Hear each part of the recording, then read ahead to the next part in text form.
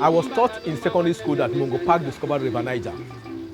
Our teachers that taught us in secondary school did not do any research. If they did a research, they will not talk about Mungo Park discovering River Niger, because Mungo Park on his own, in his biography, did not claim that he discovered River Niger. He wrote, and I quote, "And I set forth to discover the source of the River Niger." So what Mungo Park was trying to do was to discover the source of River Niger. And interestingly, Mungo Park never discovered the source of River Niger. The source of the River Niger was discovered by the Lender brothers, Richard Lender and John Lender. And when we discuss history and we talk about River Niger, we leave the Lender brothers who discovered the source, and we're talking about Mungo Park who died halfway trying to discover the source. So the problem here is not whether the river was existing before Mungo Park came. The problem is that our teachers did not understand the concept, the understanding of the word, the source, which Mungo Park was after.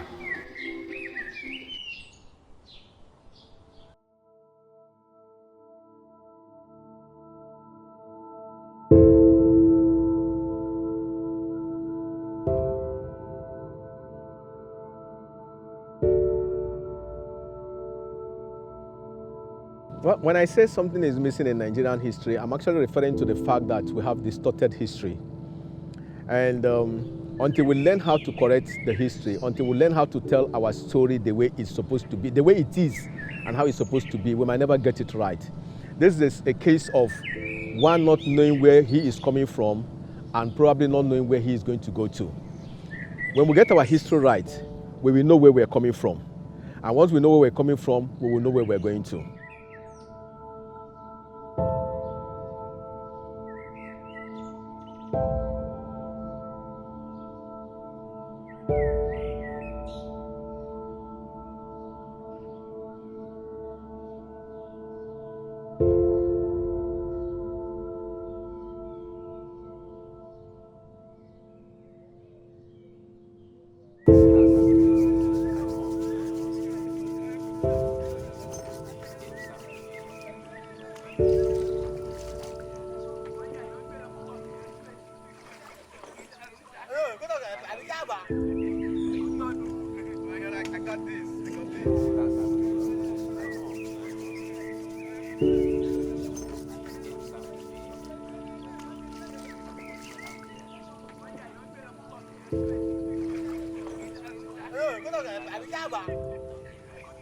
This is an awesome one. I've not seen something as big as this before. So this is going to the section that have to do with natural history in my museum. There I have snail shells and other smaller shells, but this one, I'm going to find out what kind of animal lived inside here. By the time I get back, I'm going to do a research to find it. So this is going to the museum. So this is actually how I go about collecting items, things that can actually tell Nigerian story in whatever form one can get. Oh, Yahweh. Please, what's that? That's the benefit. Twin stick. Oh, the benefit. Why? That woman is going now.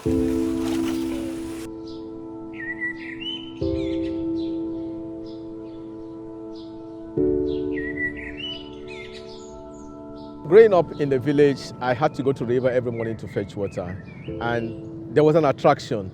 Sometimes I was actually asking myself, is it just to fetch the water? Because the ritual spot where they make sacrifices in the riverside was an attraction to me because there's always coin there. So I go there and I pick the coins. Sometimes I even have to dig the sand to find out if there are buried coins in the soil. And I take these coins home. I used to hide them because I didn't want my grandma to see it. So I made sure that every morning I go and fetch water, because the idea is that in the evening somebody must have done a sacrifice, and if I don't go on time, maybe somebody else was picking the coins with me, but I'm not sure whether anybody did that.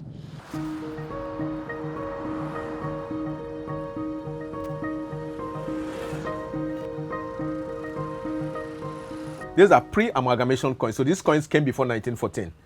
And this is my oldest coin. This is a Portuguese coin. the Portuguese were the first set of Europeans that came into what eventually became Nigeria. So because of that, and this is the coin, the type of coin that they use in trading then. This coin is dated 1707. So that means this coin is close to 300 years old as we talk. Now, this is a French coins. France also came in fact, the Battle of Nigeria was between France and Britain. So French coins were also used in Nigeria. This is 1900. This is the Nigerian coin I just talked about. This is the oldest Nigerian coin that I have, 1910 Nigerian coin. And this is a 1913 British coin that was also partly used in Nigeria before the amalgamation of Nigeria. These are Biafran currencies. The first set of Biafran money that was issued were these two, the five shillings and £1. They were issued on the 29th of January 1968. And they had four set of coins. The coins were 2.5 shillings, 1 shilling, 6 pence, and 3 pence. I presently don't have the 6 pence, and I'm searching for it desperately.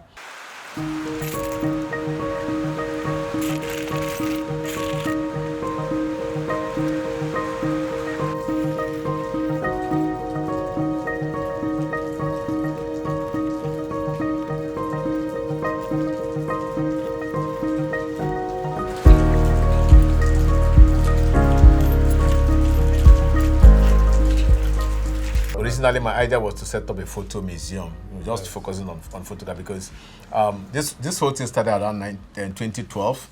Nigeria was preparing for Nigeria at 100, which was supposed to be 2014. And I was working on two different books that was supposed to tell the story of Nigeria. So while I was working on the book, I was getting a lot of photographs from old newspapers, old magazines, some of my tours. At the point, I realized that the whole photographs could not really go into the book. So I was like, okay, so what do I do with the photos? And that was when the idea to set up a photo museum came up. So I started putting them in my hard drive. In my system, the laptop I was in then. And unfortunately for me, that laptop crashed. And I lost 5,000 photographs. I almost ran mad. I was angry, I was pissed. I said, I'm not doing it again, it's over. But something inside me keeps saying, you did it the first time, you can do it again. So I started all over again. And I'm happy I did, because as I talk to you, I have over 40,000 photographs telling Nigerian stories over the years. When I decided I wanted to run a museum beyond photography, I realized that for the few museums that I visited out across the country then, they were focusing more on Nigerian culture, Nigerian tradition based on artifacts, artwoods, and carvings and the rest. I realized I couldn't compete with them. Again, I also noticed that there was a loophole somewhere. There were certain things that can tell our story that others were not keeping.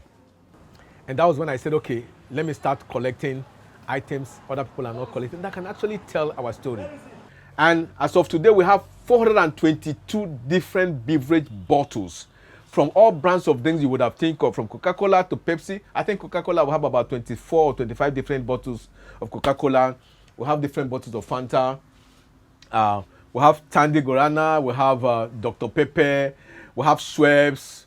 So many of them. Where are the bottles? Well, you might not really get to see them. Okay, you can actually get closer here.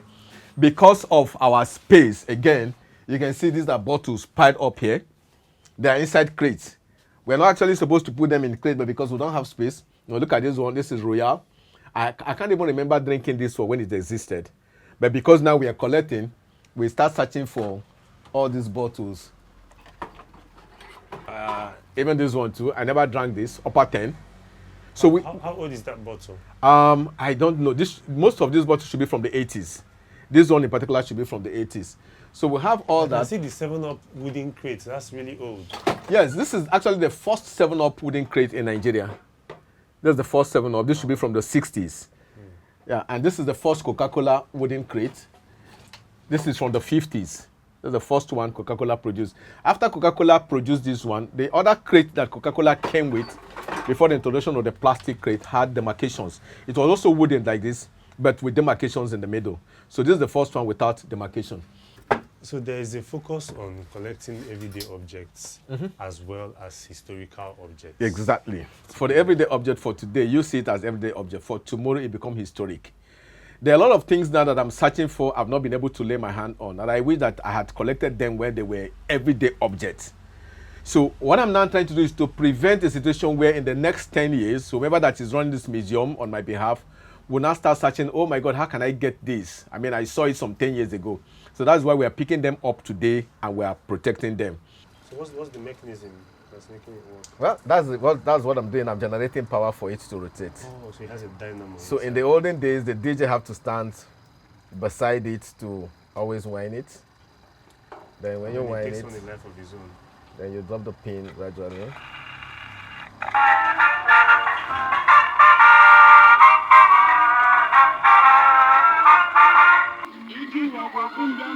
I'm heading to 7 and 8 to see a friend of mine who called me and told me that she has some bottles. I want to go and inspect those bottles and see if they fit into what I'm collecting for my museum. Every time I get an invitation like this, I'm always eager, hoping that I'll get something that is valuable to me. For me, everything is history as far as my museum is concerned. So whatever that can tell the story of Nigeria, no matter how tiny, no matter how large it is an artifact for me, and I go for them. Wow, let me see. Okay, I think I have this 7-Up. I have this one. This is Fanta 35CL. I have this. Where are those ones at? Okay. Oh wow, okay. I don't have this one. Polar beverage. So I just got a new bottle that I originally don't have in my collection. So I'm going to add this to my collection. Polar beverage. So I'm dropping this one here. Okay, this is still Polar.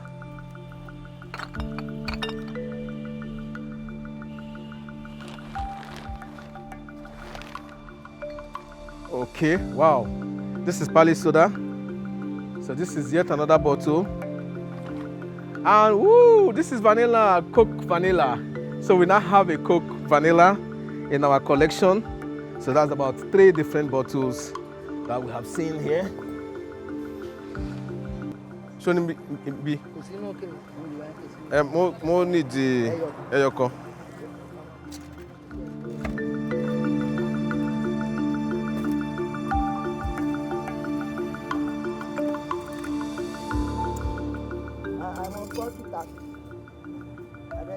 Money the list.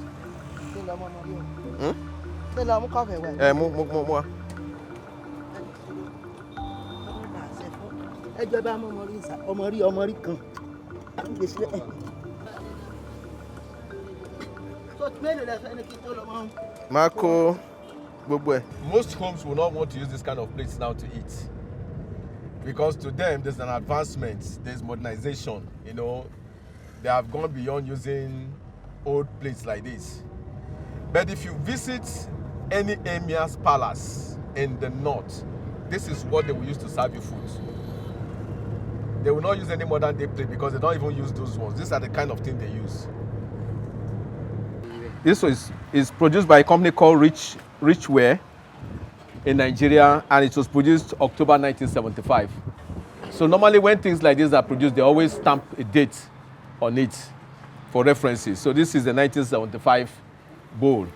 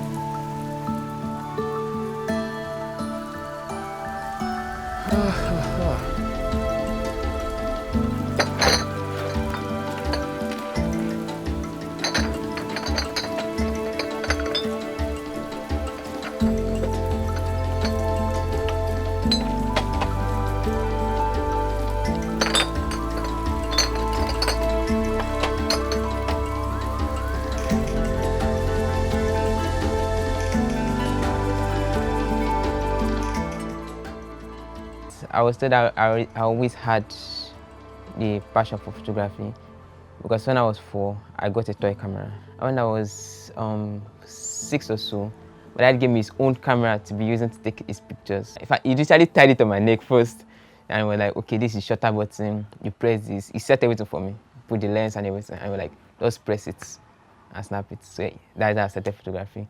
I think when I was 8, he got my own camera. Document photography because I want to document everything happening around me or happening to me. But I want, because pictures are actually a way of remembering the past, so I want to document everything happening around me for me to be able to remember it tomorrow. No, sir. I can really understand. I gave you the ornaments because it was your right. Your right as the daughter-in-law of the Mara family. But that right was snatched away from me, Uncle. And the matter isn't about that, right, Uncle?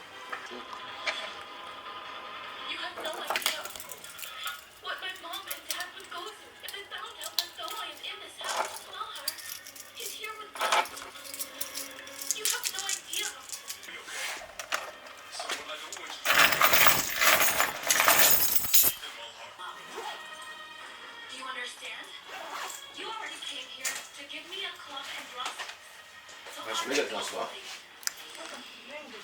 know that you're actually Let me make it. I don't have enough. I'll make a transfer to you. See you later. henceforth you can only talk to the daughter-in-law. Yeah. Good luck. And you've come back here with a golden drum to give to you.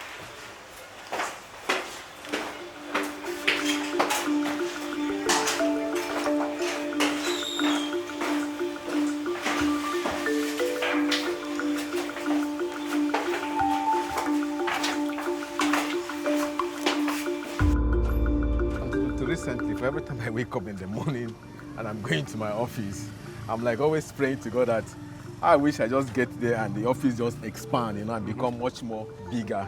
Because the only challenge I have today is the space that I have in my office. And even with that, the space is small, and yet artifacts are coming in practically every day. I keep bringing in more things.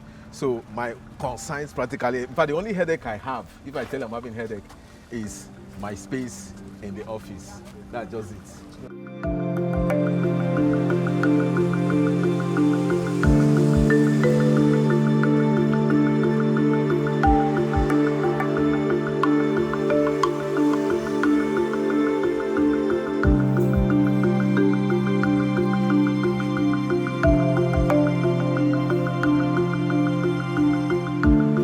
The family had to ensure we are still doing is sacrifice so many things.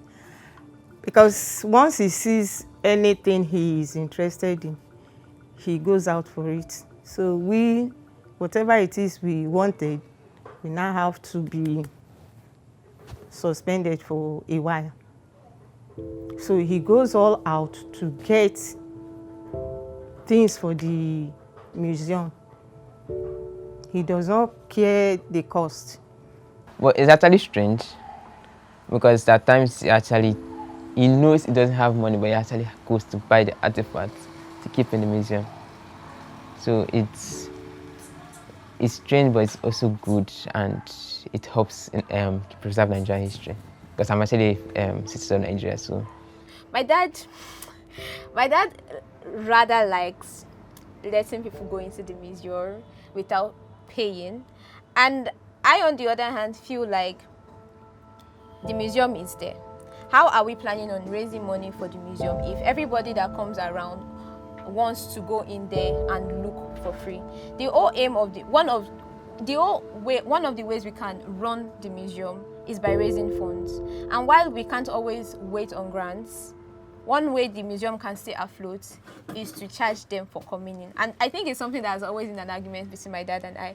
Because I'm like, oh, we can raise the fee, and you'll be like, oh no, the space is too small, let's wait still. And I'm like, why are you waiting? If you're going to just let anybody walk in there, might as well not call it a museum. They should just leave the doors open, let anybody walk in.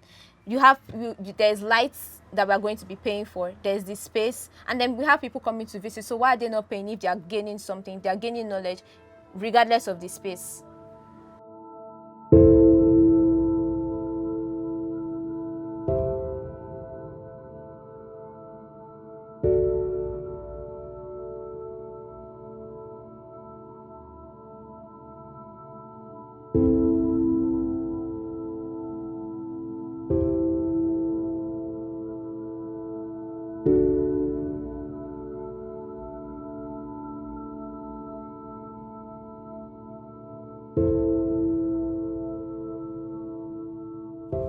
have very close friends who had come to me and asked me, why are you running the museum?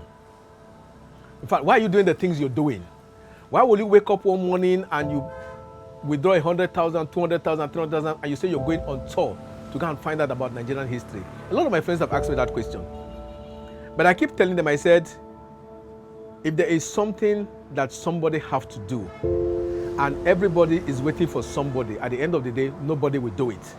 Somebody have to start doing it. And that is what I decided, okay, let me be that somebody that will start doing it. So how many of us Nigerians are thinking of what we can do for Nigeria and not what Nigeria can do for us? Majority of us are eager and more interested in what Nigeria will do for us. And that is why you see people argue, said, what are our leaders even doing? Who are the leaders? The leaders is me and you. We are the leaders. If we don't do something today because we are seated here in a demo, when tomorrow comes and we are holding a position, we won't be able to do anything. So it begins with me, it begins with you. For us to make Nigeria a better country, it starts with me and you. And the way the museum is being planned presently, I'm working and preparing in such a way that if the time tomorrow comes, Raphael James is no more here, let somebody continue from where I've stopped and run it to achieve the same aim, which is to preserve Nigerian history.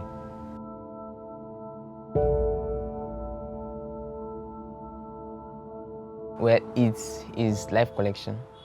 So basically I have to actually inherit his life collection.